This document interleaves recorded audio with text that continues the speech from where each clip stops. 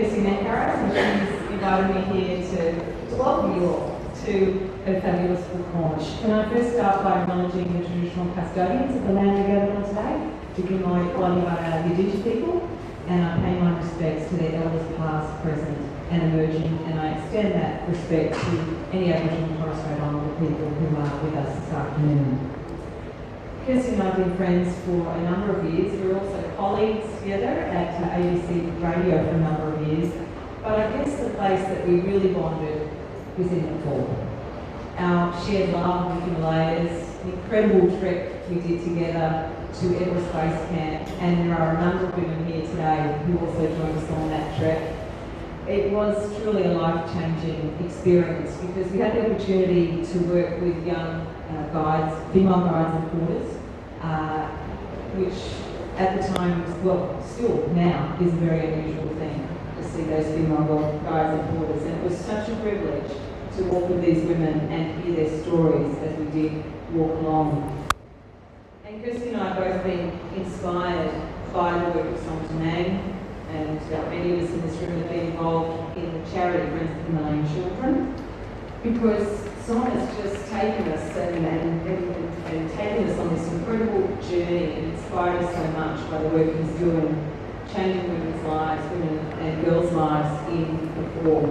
Kirsty took things one step further.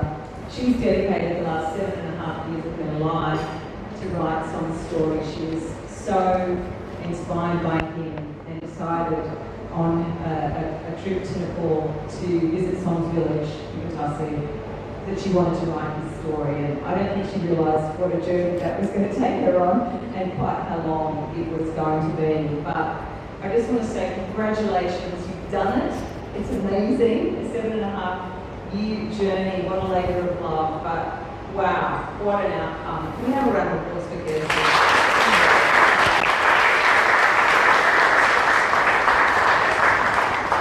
We'll have the opportunity for some questions. Som's here, of course, and he's very happy to answer any questions you may have about his work.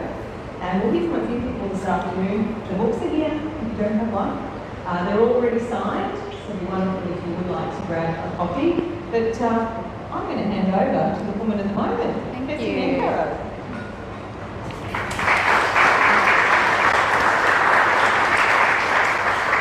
Thank you so much for Fiona, and I love all those points of connection that we have, and it really has been a journey on so many levels, and this is the end of a very big week for me. I never thought I would see this day where all my love and passion and energy for Som's work ended up in this nice little package. It's like I just have goosebumps holding onto it. And I've been extremely humbled by the feedback that I've been getting from people who've bought the book, who are writing to me in a day or so going, I finished it already, and it's been incredible. So it is a project that has required immense persistence, patience, passion, and probably a whole lot of other P's, but they're the ones that I can remember right now. As Fiona said, this all began way back when I was an ABC reporter at ABC Far North, and the earthquake happened on the 25th of April 2015, so we're nearly coming up to the 8th anniversary. And I didn't know a lot about Nepal before that. I had actually worked with some Nepalese colleagues who became my family at an Indian restaurant in London many years before, and I'd always had the intention at the back of my mind that I might visit one day, and certainly had the warm invitation. But it really became time critical for me when I met Som after the earthquake, and then I just got to know about what he was doing. He was mounting a rescue mission, an effort after the disaster. He'd lost the school in his village, which is Batasi, I'm not actually sure, it's 2 days walk from Kathmandu to Batasi for people like myself. Som and his family, they're used to being in the mountains and they can do it much quicker. But essentially, I became really inspired by hearing what Som had done with the help of this community, this Cairns community. He was supporting children to go to school. And the significance of that was it's not a given in his village, and it certainly is not a given for girls in his village. So as I began to follow his journey back and forth to Nepal to give aid after the earthquake, I learned a little bit more about him and his story and what had inspired him to do this work. And it was his sister, Fulmaya, and his family. And Fulmaya's in the audience with us as well, and she features in the book. And essentially, Som was only able to go to school until grade 5 in his village. That was all that was available. And he was so passionate about getting his education that on the promise of a village uncle that life would be better in Kathmandu and he would be placed with a family and get to go to school, he followed. And what ensued was 2 years of basically working as a labourer, as a slave in the home of a family in Kathmandu. He didn't get to go to school. So he already had a burning passion and knowledge that education could change things for himself, and it had driven him all the way to this situation where he became trapped. So when he finally got out of that situation a couple of years later, he was determined for this not to happen to his younger siblings. So he started funding their education, and he had to fight to get his family to accept Fulmaya going to school. It just wasn't done. Girls' role was to work on the farm, to raise the younger siblings, and to marry early and then support the husband's family. So he was wanting to change eons of tradition and cultural norm in his village. And I'm really proud to say that he has done that. So this book is a celebration of not just the life of one man who is incredible and really is quite humble about what he's achieved, but it's also a celebration of all of the stories of the girls and the boys that he's helped in his village. So the main achievements for him have been that there haven't been any girls trafficked to India from his village for a long time now, and this was very prevalent in Batasi. So it's an awful thing to happen, and unfortunately it still happens in Nepal today. About 50 women are still trafficked to India for the sex trade every single day, which is why it's so important that people understand the story, the history, the culture, and what he's trying to change in this book. And the other thing that he's had success with is stamping out child marriage. It was outlawed in the 1960s, but still very much a practice in rural Nepal, with young girls and young boys getting married very early, and obviously that's not allowing them to have a future. So when I first went to Batasi, I was extremely inspired. I went 18 months after the earthquake and was able to experience for myself the benefit of this work. The kids want to go to school every day. They can't wait to get there. They go 6 days a week. And I came back from that experience and felt changed myself, and really it was like this story had been delivered to me to tell. I really wanted to tell it. And it has been a hard road, and I'll invite Juliet Lackmeyer up to share with you a little of my journey and her journey with me in the last stages of getting this book to publication. But essentially it has been a very, very long road. I've learned a lot in the process. Som and I were here at the Writers' Festival last year talking, and at that stage it was just a manuscript, it wasn't a published book, and I couldn't be more proud that it is now out to the world and that the stories are really resonating with people. It's Som's story, but it's also my story, it's Fulmaya's story, it's many of the girls he's helped, and also the people who have volunteered in the village as well. And he couldn't have done what he does without this particular community. So thank you all for being part of his journey and mine.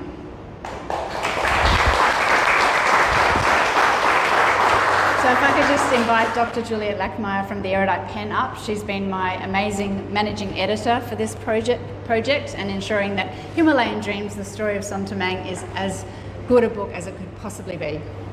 Thank you. So thank you for coming along this afternoon to support Kirsty and Som and to celebrate the launch of Himalayan Dreams. Today marks another momentous occasion as we gather to celebrate not just the launch of this remarkable biography, but the embodiment of resilience, hope and triumph in the face of seemingly insurmountable odds. In the pages of Himalayan Dreams, Kirsty Nankara takes us on a profound journey into the life of Som Taman, a true Himalayan hero. His unwavering commitment to protecting girls in Nepal from trafficking and child marriage is both inspiring and confronting. Kirsty's ability to seamlessly blend journalism with heartfelt storytelling brings Som's extraordinary tale to life, inviting readers to witness the transformative impact one person can have on an entire community. As managing editor and independent publisher, curating and presenting stories that resonate with readers is both a privilege and a responsibility. Himalayan Dreams stands as a testament to the power of storytelling in fostering understanding, empathy, and the belief that even in the face of adversity, positive change is not only possible but achievable. I extend my sincere thanks to Kirsty and Som for entrusting me with their biography. As especially Kirsty can attest, it is quite a journey taking the book from manuscript to publication. Kirsty and I worked closely together over many months, from collaborating on content release forms, multiple rounds of editing, interior book design, cover design, to content creation, and finally publishing, printing and distribution. Both doing our utmost to ensure that Som's story was ready in time for International Women's Day yesterday and the Cairns Writers Festival this weekend. Being an instrumental part of bringing both Kirsty and Som's vision to life for this book has been an honour. Today, let us celebrate not just a biography, but a testament to the human spirit. May Himalayan Dreams inspire us all to navigate life's peaks and valleys with the same courage and resilience as Som Taman. To Kirsty and Som, and the courageous journey captured within these pages, congratulations and thank you for sharing this extraordinary tale with the world. Can you please all put your hands together for Kirsty and Som and Himalayan Dreams?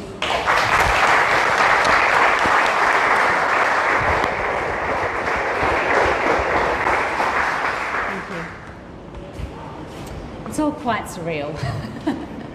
I think I might invite Som up now and get him to say a few words and perhaps open it up if anyone would like to ask any of us questions. And then if you'd like to come and get a signed book and have a little chat with us, we would love you to do that as well.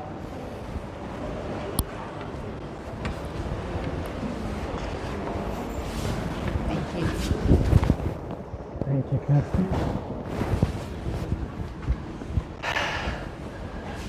Hi, everyone.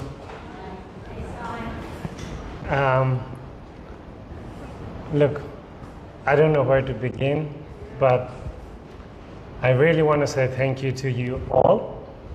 Of course, I can't thank in words to Kirsty. Kirsty's done amazing work with the book.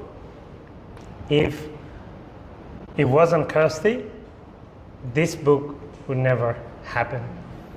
And I'm so glad today, and it's finally out there for the world to read my story.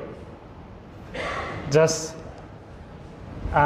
without saying too much, you will see everything on the book.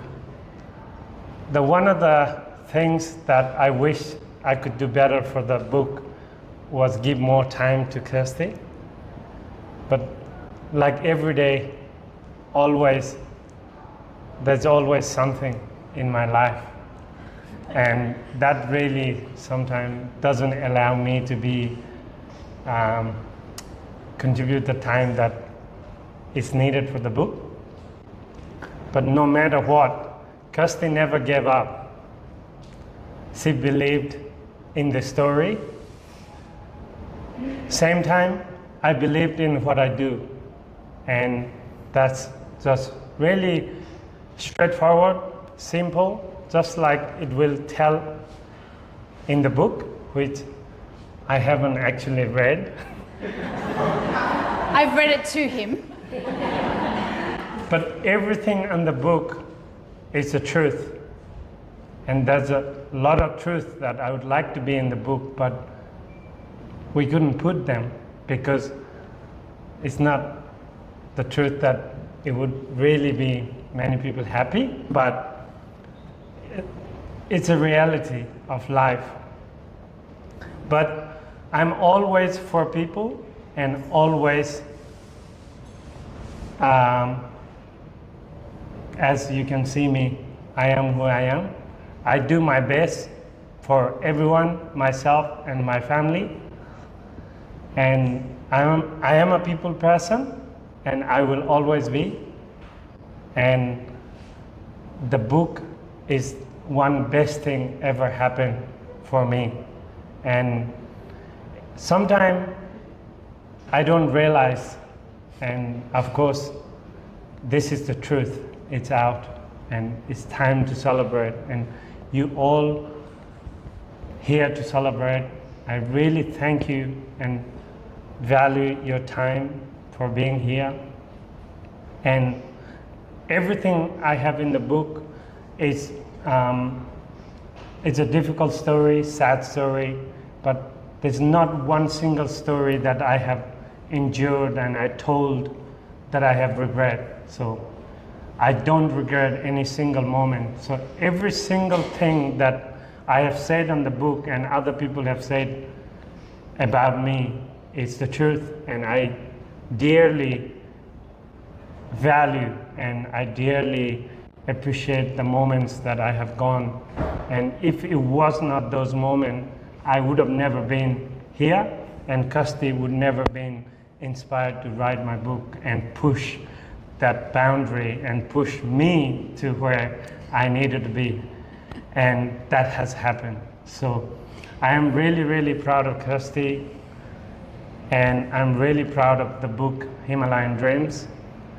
And of course, book is all out here for everyone to read, but I feel like my life is just starting again.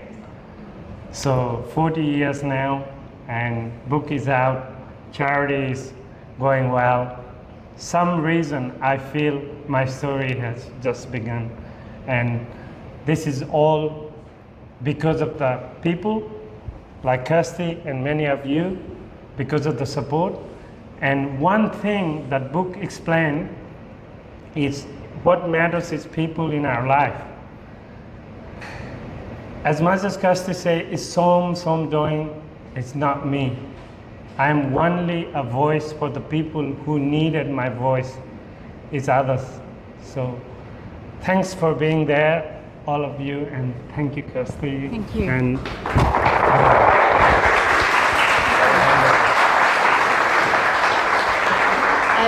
as single-minded as Som has been about his changing things in rural Nepal, I guess I had the same single-mindedness with making this project happen. I always believed in it. I believed that it really needed to be shared with the world in the way only a book can achieve. It's already been bought in countries. I got a message from somebody who used to live here and is traveling around the world, and she's like, I've just bought my copy from the Atlas Mountains in Morocco, and then a few messages from friends in Ireland who bought it. And this is the power of a book, right? And this is what I wanted. So we haven't actually talked about the focus really, and my aim in doing this book is not only to celebrate the great achievements that Som has made, but the continuing work. And as he said, this is the beginning of the chapter. So my own family has been supporting 3 girls through Friends of Himalayan Children since 2016, and we've seen the remarkable impact that's had on the girls. So any of us at any time can lend our support to his work, and we're very lucky that coinciding with the launch of this book is the launch of a Rotary project which is supporting Friends of Himalayan Children, and Som's goal and my goal of getting that school in Batassi to year 12. At the moment it's to year 10, which if you think back to the fact that Som could only go to school until year 5 in his village when he was going to school, it's now to year 10. So he's managed to achieve all of that.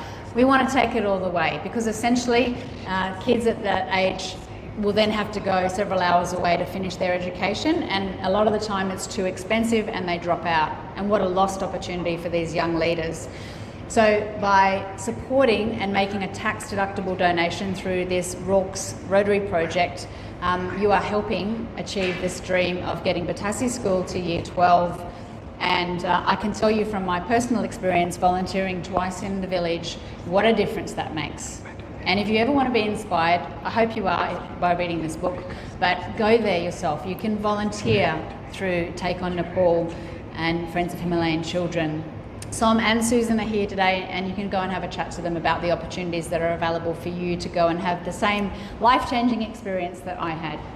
So thank you very much. If you've got any questions, please feel free. Otherwise, we might do some book signings and sales. They're already signed, but if you'd like to buy a book, I would love you to read Himalayan Dreams, The Story of Som Tomang.